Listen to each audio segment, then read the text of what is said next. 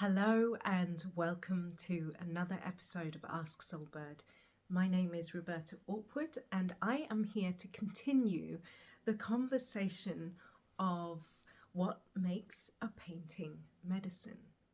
So today I would actually like to home in on one more point, and there's many points that we could cover, so I'm just going to steam on through with one video and another. The next intuitive point that comes to me to share with you, and it is my hope that it inspires you and sparks off a new conversation within yourself and maybe within your own circle and community around you. So today I'd like to talk about the embodiment of intention. Now, the word intention is used so often in our spiritual circles, and it is through my experience, personal experience, and through witnessing other people that we can use the word intention, but I'm not sure that we often hit the mark. And I think the reason for this is that we have maybe not spent the time in preparing the ground before we have sent out that intention into the world. And one thing that I like to share when I am teaching shamanic journeying is that without a good question, for example, to your loving spirit allies, to your loving benevolent tutelary spirits, if it is scattered, the question, then you can expect an answer that may well not be as defined as your ego, your heart, your logical mind, your spirit may be wishing for. So one of the key things for any kind of work, and even in your everyday life, it is to be clear on what your intention truly is. You know, there is nothing wrong with taking your time to consider this point and to unpick it, because our intentions we often may muddle up with our ego desires. It may be muddled up with the desire to control, the desire to make impact on the world around us. I could go off in a few different directions, but I'll briefly touch upon the idea of intention, particularly in the realms of healing, of creating something of medicinal qualities. When we are creating something for someone else, it must be done with their permission. I'm keen on requesting permission for providing a healing artwork, healing music, whatever it is. Permission is needed. And so I bring up this point because when we allow our egos to take center stage, we may fall quite innocently into a space where we are providing what we think is an excellent service of providing and directing healing energy. My intention is to send out healing to whoever it is, to whatever situation it is, that is outside of oneself. And therewith, when we do this, we must consider the reasons, the true reasons behind the intention of sending out that healing. And commonly, often, it may well be that we are actually just simply trying to control the situation, whatever the situation is. And sometimes we must let people live out their own lessons. I'm not saying don't provide healing or don't provide medicine. Do it from a place of verbal consent, of expression from that particular person or that situation where you have received the green light to go ahead.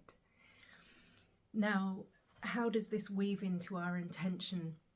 Because when our intention is seeded from a place of our ego, you can picture, if you can imagine, the beautiful, clean, hollow bone light that can run straight through us, which is the spirit of true source light, of the unnameable one, of God, of source, of spirit, the great mystery.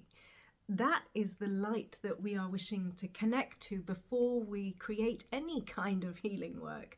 And you can experiment yourself with this. And, I make no claims to know everything, to say that there is a right and a wrong way. However, the way that I have experimented with this is that when we are connected to the purest part of ourselves with a pure intention that does not stem or seed from our ego, you can find that the outcomes are far more potent and direct. Now, I'd like to bring in an image for you for the idea of connecting to a clean intention before creating a medicine painting. And of course, this is a continuation of the conversation about what makes a painting medicine. One of those points is because the intention from both the painter has been clean and clear for the reasons of why and how it's going to manifest. And the other side of that, the one who is receiving that beauty, that medicine all the way in through their eyes, their heart, their skin, every cell in their being, they have created their own ecosystem, which has been fueled by their clean intention of receiving that healing. It may be something more than that. It could also be the intention of where you wish that healing to be directed towards in your life. And so I bring your attention to a beautiful image that was gifted to me some time ago from my grandmother's.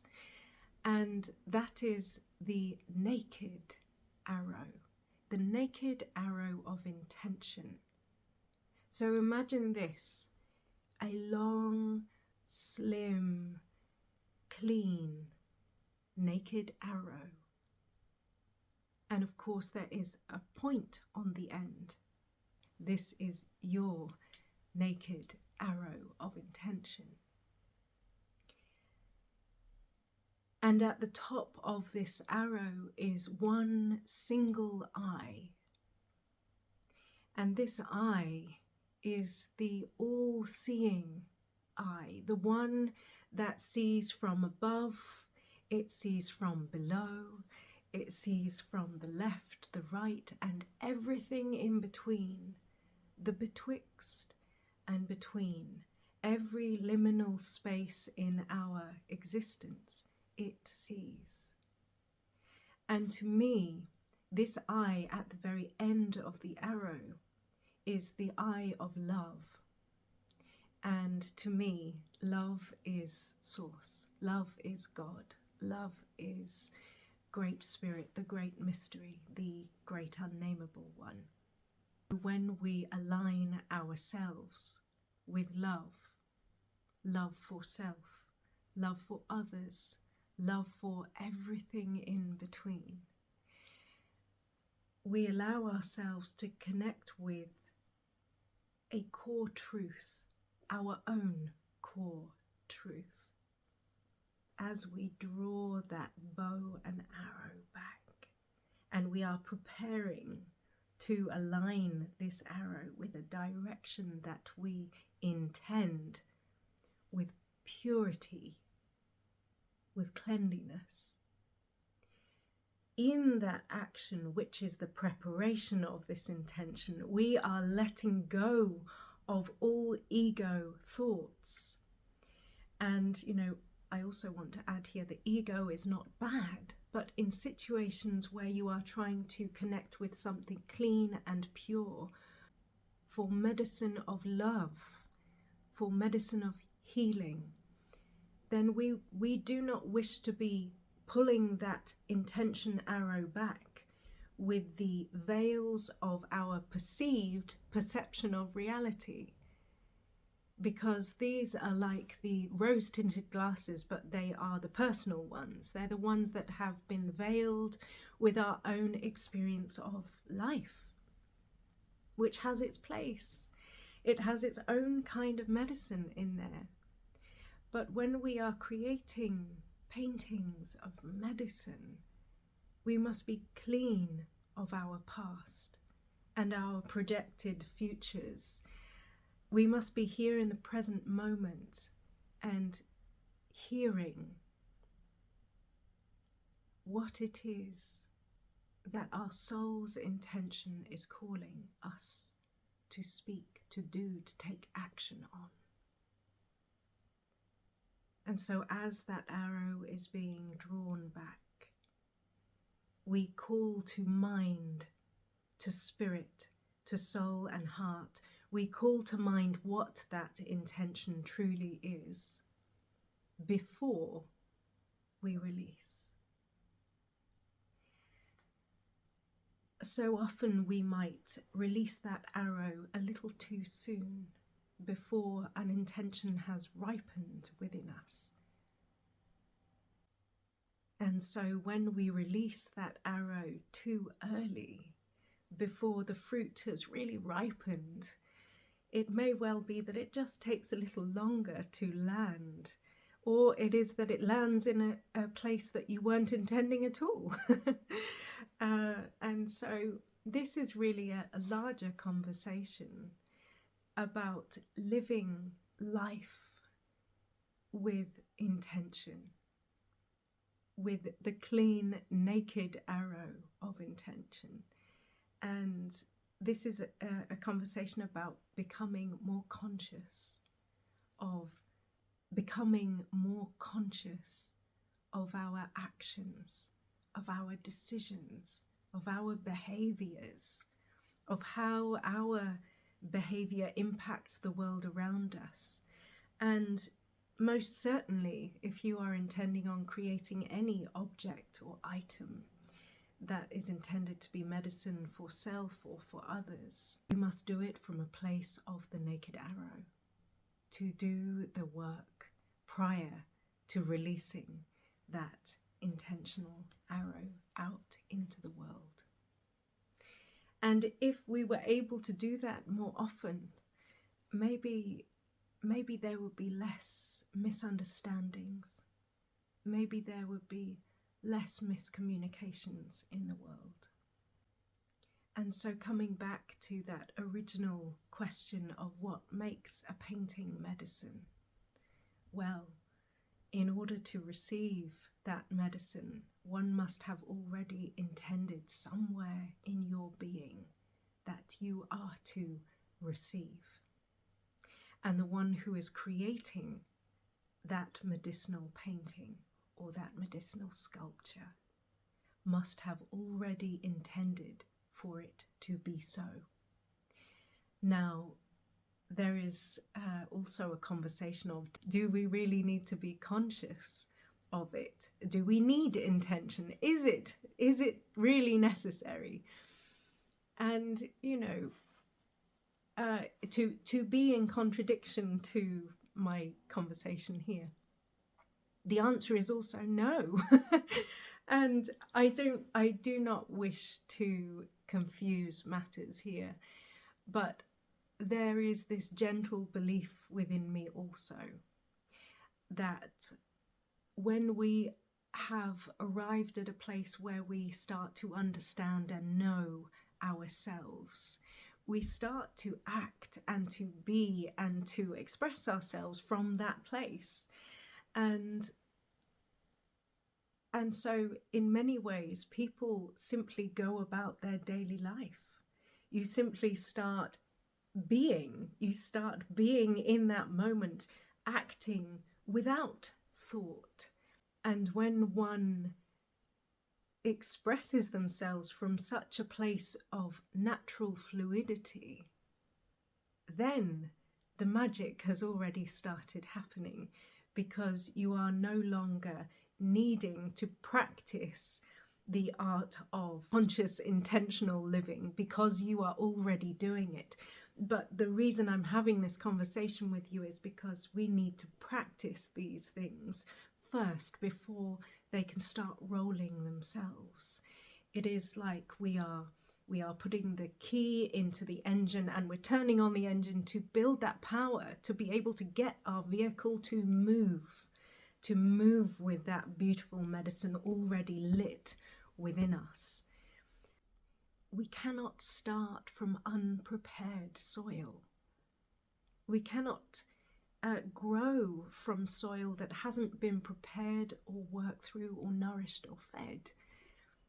And these principles can be found in nature everywhere. All we need to do is to look outside, to look at our lovely plants, to understand the cycles that they go through, and we too go through the same cycles. So prepare the ground before you set out on your journey, and you will find there will be a more embodied experience because of it, a greater understanding of what is really occurring within your soul and spirit and mind. These are the simple practices that we must engage with in order to become that greater version of ourselves, which already exists, I might add. It's just that we are reaching up or in or out. We are reaching for it, and we are calling it to come and be with us every single second of the day, so that these practices become internalized, embodied, and then expressed more naturally than when we start this journey, when we go inside and we imagine that naked arrow of intention and we use the mind and the spirit together to consider truly what our intentions are, because we are unpacking what is balanced, what is moral, what is ethical. Why do we do the things we do? Why do we wish for the things we wish? Why do we intend for the things we intend? And I think becoming more mindful and conscious of those decisions can make all of us in better relationship with one another. So, my darlings, that is my conversation today about the spirit of intention, the intentional naked arrow that I wish for you to explore and to consider what your intention for this day truly is. How are you going to make it a medicinal day for yourself? Until next time, I wish you so much